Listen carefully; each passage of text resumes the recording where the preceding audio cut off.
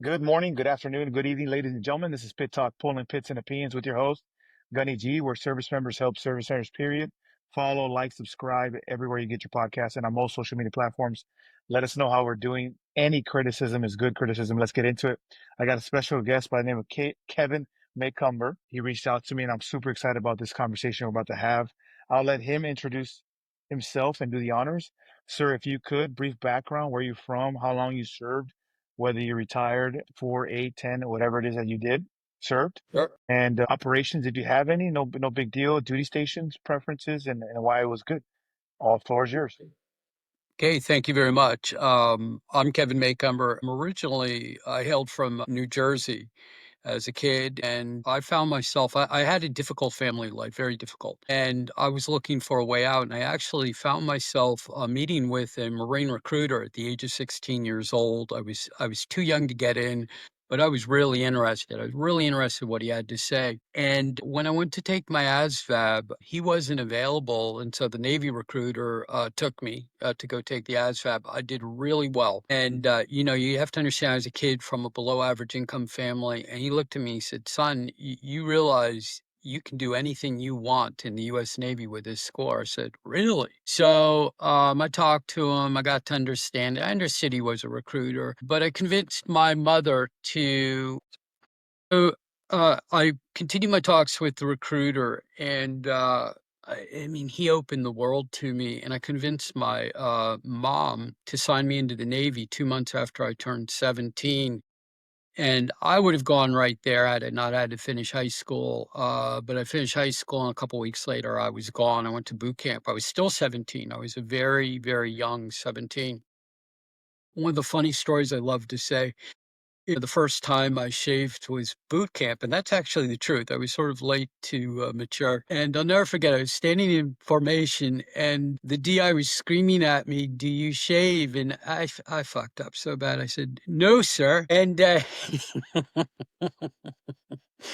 and he pulled out a Bic lighter and he flashed it under my chin. I could smell the burning hair, and he screams at me, "You do now." And so that was the beginning of my military career and growing up and learning what it was to be a man at a very young age. So I did boot camp. I did some of my preliminary schools. I did pretty well. I was a sharp kid, and I found myself my first duty station. I was assigned to a tin can.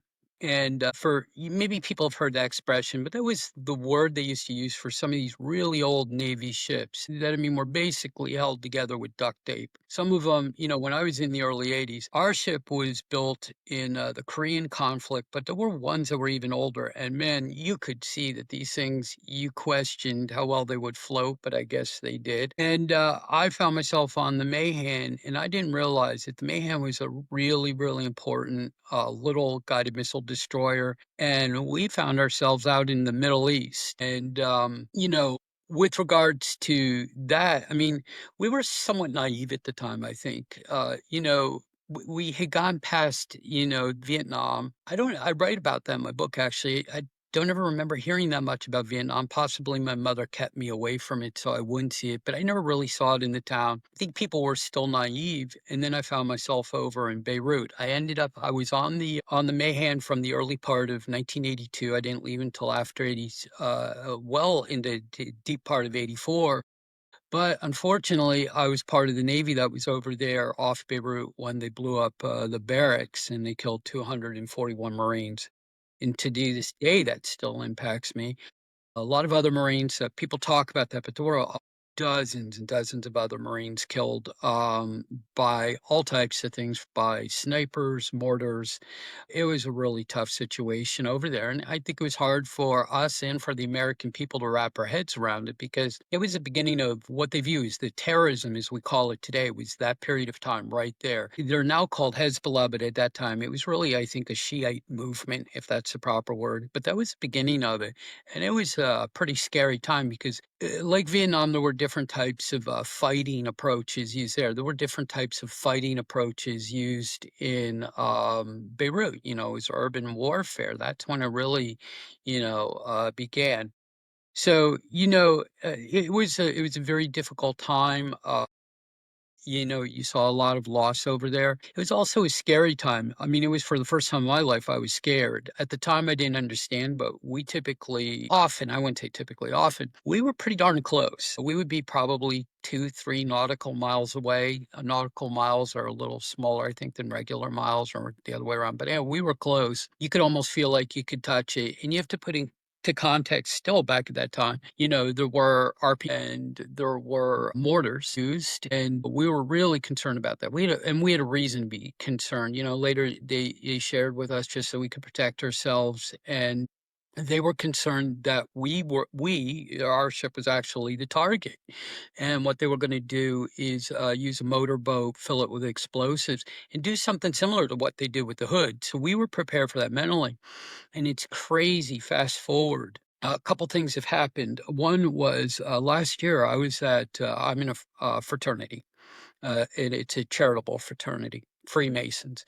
And we had a guest speaker, and he was telling us about how at that same time he was an officer on one of the supply ships, and he said they were well aware that they were even thinking about using hang gliders with bombs to come out and bomb us, jump off the mountains there right beside the scene using hang gliders. Well, we just saw that happen in Israel, right? A little over a year ago.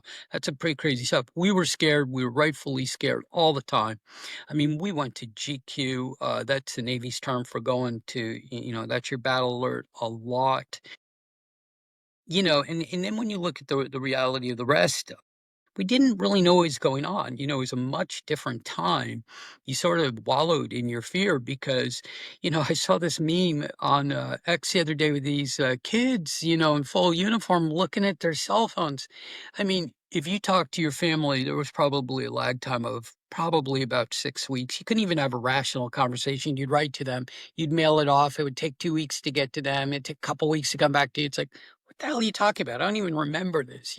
So we didn't have that information. But where we did get some of our information, it was really sketchy. It was Armed Forces Radio. And I'm aware you're going to be interviewing Mike here. I learned that Mike was responsible for putting up the tower for that Armed Forces Radio that I was listening to. And that was just like, I just learned that. I'm going, wow, it's just such a small world of how we're interconnected. I've bumped into a number of guys. I bumped into an Army guy who's a good friend, and he was jumping out of helicopters over there, and we had to miss each other by a month from where we were. I mean, so you had this going. We also faced extreme exhaustion. I think that was due to a lot of things. Crews were, smaller. We had a fraction of the technology. Everything was manual because we were an old ship. Our equipment was worn out. Everything was breaking. I can't count the number of times, like, because you're on a steam ship, right? Today they're gas turbine, I believe, but steam ship, you use the same water. They would desalinate the water, and then the crew would get one type of water, and then you would I don't know remember the process, but they would make the water really special for the steam. Well, they'd have problems with the water, so they'd take the water away from the crew and, reprocess it for the engines, of course. And we would go weeks without getting a bath. I mean, and we were working, typically 4 and 8 tours, 4 hours on, 8 hours off, 6 hours on, 6 hours off. We would do that for week after week after week without a break. And all of these things combined just wore the hell out of you. And, but I truly was scared at that time, and rightfully so. And I'll tell you, by the time by 1984, I was in my third year of service, I was done. I was already worn out because while I was in the Navy, I also had an accident. So I had all these layers of trauma that had built up, and I just didn't deal with it. And I got to my next command, and, I was trying to think about my future, but, I didn't deal with it. I masked it. And this is, the wisdom of an old guy. I'm 61. I started embracing negative behaviors, negative habits. The worst one was drinking. I did not become an alcoholic, though sometimes I question how it did not happen. I was using alcohol far beyond what would be acceptable. I mean, I was capable of every night. I'm a little guy. I'm a little bit bigger now due to my wife's cooking, but I'm still a little guy. I'm 5'6". I was Camera probably, makes you look huge, so you we're good. what's that? The camera makes you look like you're, swole. Yeah, whatever. So, I was probably 140 pounds, but I was probably drinking near 2 6-packs every Friday and Saturday night. I'd pass out Sunday, clean myself up Monday, rinse, repeat. And I was really screwing myself up with alcohol. And I don't know the impact it had on me and my life, but I'm sure it was having negative influences. But all it was me masking, all the trauma I had there. And, then of course, fast forward to by the time I was 30 years old, I had a really tragic event happen. And all of a sudden, I got caught off guard and I had a mental breakdown. Before we get there, because it's going to be good, it's just good stuff. I would transition from uniform because you did only one enlistment, correct? I did 6 years. Oh, you did 6 years. So you did an enlistment of I did. 6 years. How was the transition from uniform to civilian for you with all those layers of trauma? What transition? And so that's something Fair that's very point. different today. I think I remember some kind of exit meeting, but if that was a 30-minute meeting, I'd be surprised. And that's really what, part of my advice, because I've been blessed with the opportunity, to write my story, tell my story, but also give advice to younger people coming out of the military. And I think if the military doesn't help, transition yourself out, you are going to need to be your own project manager and transition yourself out. And my advice is, because we got none of this. When I was in an accident, I kid you not, and I don't want to go into details because it was sort of sketchy. My boss asked me, "Are you okay?" Yeah. Okay. Get back to work. And sometimes because we were a small command, sometimes we had a corpsman, but that's all we had. We had literally had nothing else, suck it up, move on. And I think that was very much the military of the time, just suck it up, move on. Thank you for your service. Goodbye. And my advice would be to anybody in the service now, any active duty person listening here, or even if you are out. First of all, document what happened to you. And I don't mean in the sense like, trying to get somebody in trouble or, that I'm talking literally write your story down. What happened, where it happened, how it happened, what were the impacts. Boy, I wish I had that happen with me when I was in, because that would have made my journey a lot easier. The other thing is, I still think there's some stigma about having mental health issues, but when you get to a situation when you're on the front line, and even some other things. There's other types of traumas that happen within the military. Deal with it. Because if you don't deal with it, it's going to deal with you. And there's no shame for asking for help. In this world now, and Gunny, this is one of the greatest things you're still in. Your generation has the ability to talk about this issue and not have it come back to bite them in the ass or to damage their career. It's now looked upon that you have courage when you talk about it, but back then, absolutely not. You did not talk about these problems. It was a sign of weakness. There was a stigma to it. It would absolutely probably pigeonhole your career. It might end your career. If you were in the military, they might even push you out if they thought you had enough mental health issues, and that's no longer the case. But deal with it. And so, that's the transition you talk about. It may be there today, but I'm telling you, transition yourself. Really, really understand what you went through, because eventually you're going to have to deal with it. It's going to surface in different ways. Something's going to trigger you. Some behavior's going to arise. Something's going to happen. And you're going to have to be ready to address it, because in my case, I believe now I was alienating people because of my behaviors. I couldn't help it. I didn't understand it. We didn't And even have the definition of PTSD back, 30 plus years ago. But you have to get on top of it. It's okay. It's part of your life, but deal with it or it's going to deal with you. that's really good. Transition, you say, what transition? I almost felt like you haven't transitioned from the military, but it's great. It's actually here and trying to figure out what life is after uniform. That's awesome. Yeah, sir. Absolutely. I tell you what. Well, that leads me to my next point. Obviously you had adversity. You're resilient because you're still in front of me today. Some of us are not resilient. Talk about that adversity from uniform to civilian and how it surfaced years later and how were you resilient or who it affected, so on and so forth. For sure. I think a couple things happened with me. So, I'm honest about this because I talk about it. I had a mental breakdown. I've attempted suicide twice. And there were some things probably that I wish I had heard then, and I really want to share with the people listening to you that I really think could have helped that transition and helped me to move forward. And the first thing is that you learn, and I learned a lot of my mental health stuff myself. I was not getting it from the VA or other sources because I want to make point is not just because somebody's a therapist does not mean that they're trained in trauma. I did not know that. All therapists are not equal. I think there's a general mediocrity level within the therapy field. You know, it's like any other profession, the 80-20 rule. 20% of the people are doing 80% of the work and pulling the load. I think it's probably the same there. But, I got really sick. And, I back then we didn't have the resources that they do today, and I was in South Carolina at that point. There was no mental health resources. I remember one of the very first therapists I went to gave me something like Zoloft or something Ativan, something really low level, and says, "Okay, you've got depression." But I went many years before I finally got to somebody who said, "You've got PTSD," and I always wondered how nobody ever picked up that I had PTSD, particularly when I'm sitting there telling them all the shit I had been through, right? And, so I got really sick and I wanted to kill myself. And what happened was, and this is often the case, I was working with a guy and he brought me a newspaper article. I was talking about a church that I had a support group. And I hadn't been to church in a long time. Even when I went to a church as a kid, I didn't have any faith. I didn't believe. I was going there because my parents went there, and my parents probably went there because that's what you did culturally. You just went to church to be seen. You didn't go there to connect with God. I found my faith.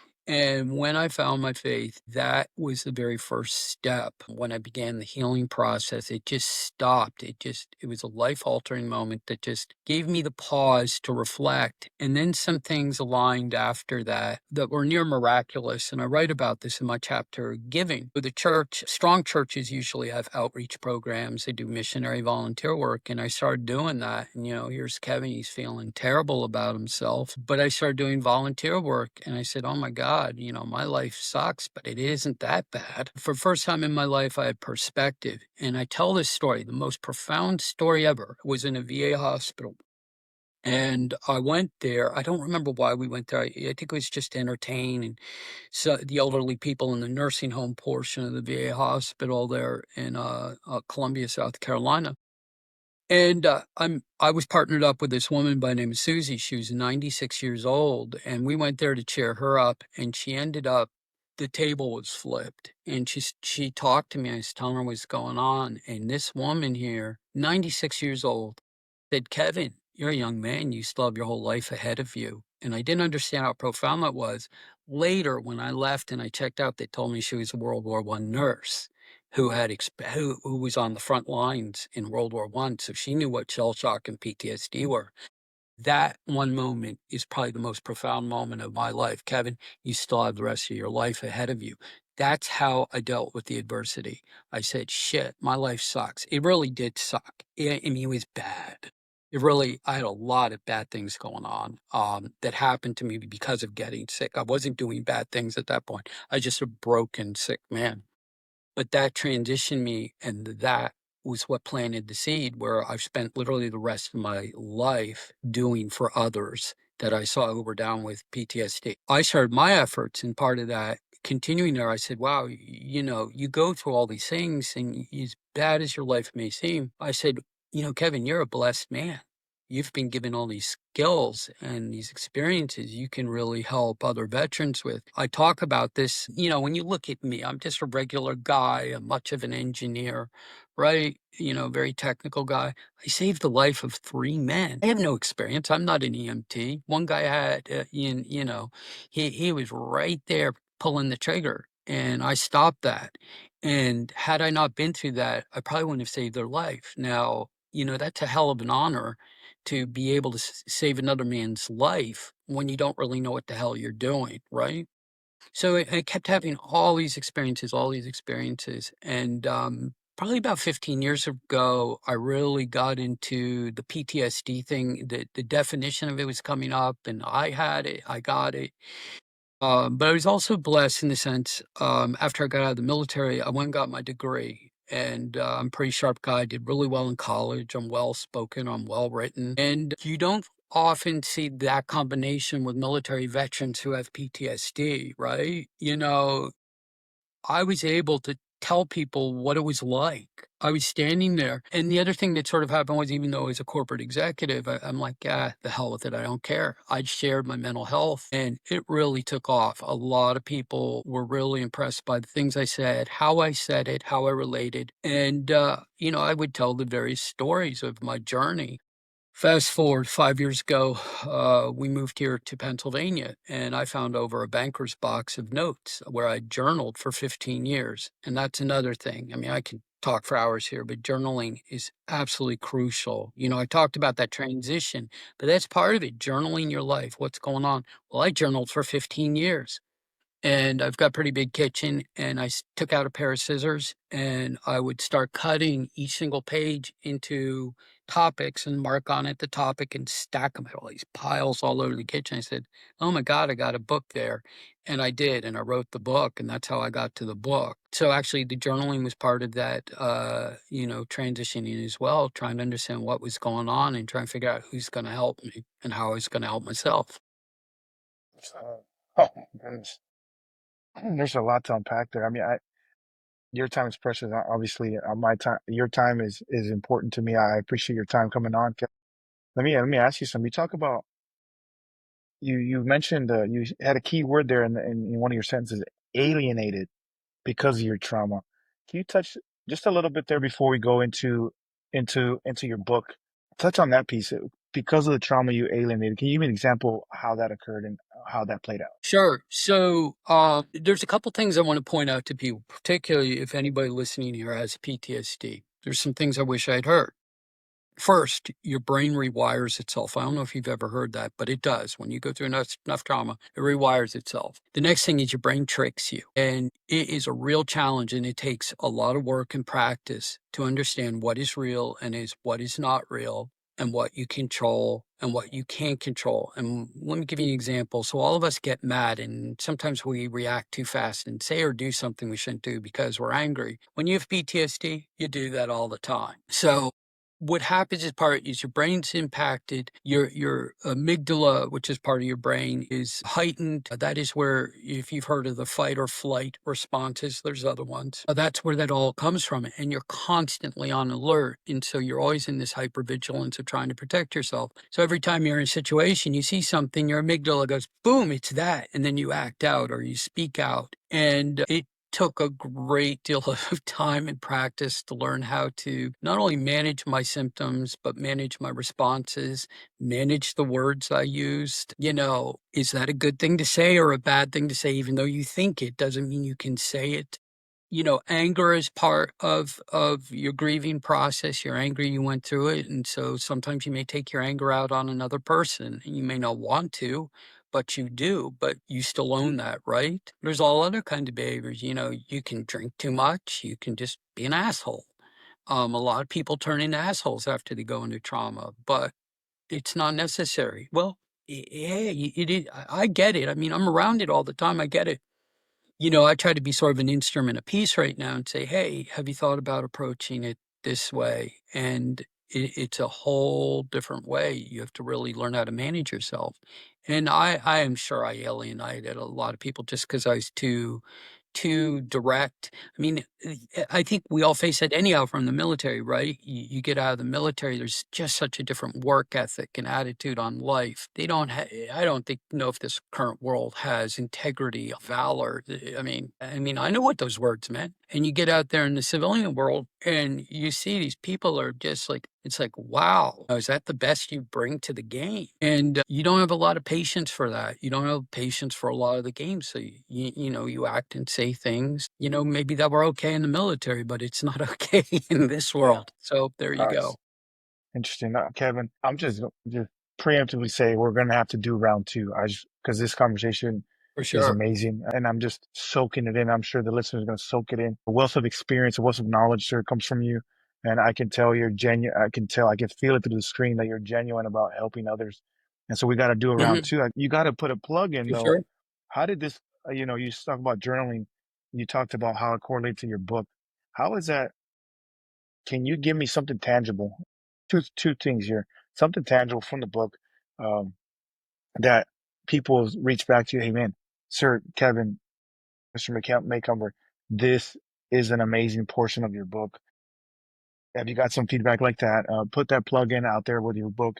And then lastly, just kind of roll on into the last thing is give a tool for the toolbox, so to speak. Somebody that's thinking about taking that 30-inch step in the wrong direction right now, and then give them that plug as well. For sure. So this book is really unique. Most veterans write veterans books, and the book that is there today is not the one I started. So I went down, and I think it's normal for us wanting to, vets writing to vets, your experiences, and you try to relate in that fashion. And when you do a book, you need people to proofread it, and they're called beta readers. And I asked a number of people, most of them were women, to read it, and they were all saying, "Wow, that book really resonates." And then I realized, you know what? I have a chance not only to help veterans with trauma, but anybody with trauma. So I wiped out a lot of the military from it.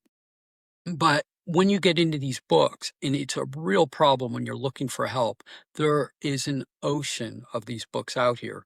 But the big but is 99.99% of them are written by academics. They're written by clinicians, those that work in the field, whether they're psychiatrists, psychologists, therapists, whatever those letters they are have behind their name, and they're all written in third person. And third person, in a literary standpoint, is you're talking about them going through it. Well, the difference with me journaling, I was talking about me going through it. And the other thing I did was very unique in my book was each chapter is a symptom that I was facing. I've never Right. seen that done before. You can literally go to the chapter, and a friend who's in special forces, Army Special Forces, and they're not so bright. Great guys, but they're not so bright. And he said, this guy's bright, actually. He's going to hear this. He's going to grin. He gave me the advice that, Kevin, you need to put 4 to 6 words on each one of those chapters so everybody knows what it means. And so you can go into it. So, like the chapters, I have a chapter on trusting, isolating, dying, forgetting. I have cognitive issues, helping, healing, all these things, each one. And so you can go into a chapter, and each chapter, standalone. They feed into one another. And if there's some connection, I say, okay, when you're done reading here, go back over this chapter, but they're not in order. And that was very, very different in being able to put out there what the symptoms are. And that's why people relate to it, because they say, oh, I have all those symptoms. And I get this all the time. The relatability on this is incredibly high. It probably explains why the book is selling as well as it is for me not being in the profession and trying to crack into it. What do you do about if you are having suicidal ideations? I was there for a long time, and I understand it. The pain is incredible. The pain is just worse than anything you can ever feel. And it just is unrelenting, and it doesn't stop. And what I realized is almost what Susie said was, Kevin, you have the rest of your life ahead of you. And as bad as you might think things are, and as difficult and as painful as the experiences are you going through, it may actually be a blessing. So I talk about that in the book. Hey, who could have ever thought that all this crap that I went through could be a blessing? And it became a blessing, because had I not gone through it, I would not have saved the life of 3 men. I would not be out here writing a book. I would not be out here telling a story and, and uplifting fellow brothers and sisters who served, who went in the combat situation and say, God, what the hell do I do? And it gives them at least some validation, a sense of purpose. That's a very powerful thing to have on your epitaph when you die. He helped his fellow man, and that's what you have to look at. Despite what you're thinking in your head, what you're experiencing, how can you turn that around? How can you reframe your thoughts and make good of all the bad that you've been through? And that's what I did. I mean, that touched both the tool for the toolbox. You just look at the camera and say, Yes. you have a long life to live still. There's still a lot of Yeah, life ahead of you as a young man, a young woman. That's great. You're going to make me tear up, Kevin, and Marines don't cry. that's good. Well, that shows you're a human being, that's okay. I mean, Gunny, that is one of the greatest things I think I've been gifted, is really to be able to relate. I mean, I've talked to so many veterans. I've gone to psych wards. I've been in hospitals. I've talked to disabled vets. I could talk to any of them. What are we doing here? We're giving people hope. That's all this is. We're giving people hope. There's a path forward, and you still have a chance to move mountains in your life. So, That's good. Wow. okay, you went through That's good. shit, and we're going to deal with it, but let's start moving some mountains. That's amazing. That's good stuff. Ladies and gentlemen, this is Kevin Macomber. Sir, where can they reach you at if they want to know more about you, reach out to you and just connect with you? For sure. So I'm going to tell you there's a couple places. You can find me on X, where I do a lot of sort of positive motivational comments, and that's Kevin Macomber9 at Kevin Macomber9. My email is at ufts@gmail. So that's walking from the shadow info, but that's the abbreviation WFTS info@gmail.com. And that would probably be the best, or they can reach out through you. And, right now, I never saw myself, I was a pretty smart guy and I had a good executive career until it didn't work, until my brain stopped working. I started having cognitive issues, for my injuries and stuff. But here I am. I transformed myself to an author, an advocate, motivational speaker, and that's really what I'm trying to do now is go out there and just share the word and some ideas on how we're going to reduce the suicide rate and make veterans' lives better. And I'm open to speaking anywhere. If it's 2 people, I'll speak. If it's 200, I'll speak. I've got some pretty big events coming up here. It doesn't matter. They're all the same. If you want the book, and this is important. So my wife and I really discussed this because the book took off. So we're leaving it on Kindle Unlimited for free forever. We're never going to charge for it. So if you're on Kindle Unlimited, you don't need to pay to read this book. The next thing is you can buy the book for $10 if I don't give you a free copy, but $10 isn't much. I just want everybody to know that all the profits are going to PTSD charities. So we chose not to take any money whatsoever from this because we just didn't think it'd be ethical to, make any money off of somebody suffering and, try to even do more good with it. My wife is a smart woman, and she was right about that. That's So great. that's that, and I look forward to being here for you again, but I am always here for anybody, and that's that. As they say, once you serve, you never leave it.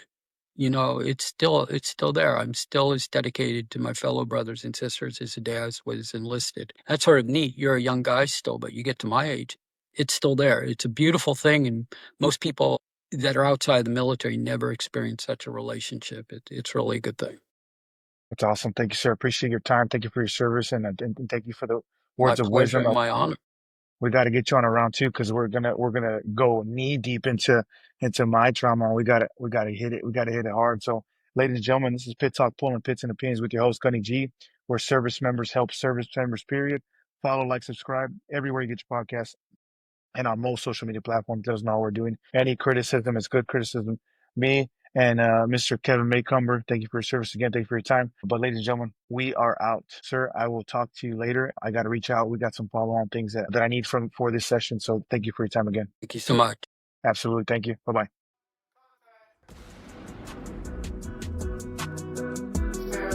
Stand by, contact. Ceasefire. Stand by, contact. Ceasefire. Pit Talk is a podcast featuring active service members who discuss their thoughts and opinions on various issues surrounding military life, current events, and history. The statements heard here are the opinions of its members and guests. These do not necessarily reflect the views of the Department of Defense and are not endorsed or sponsored in any way. Listener, viewer discretion advised.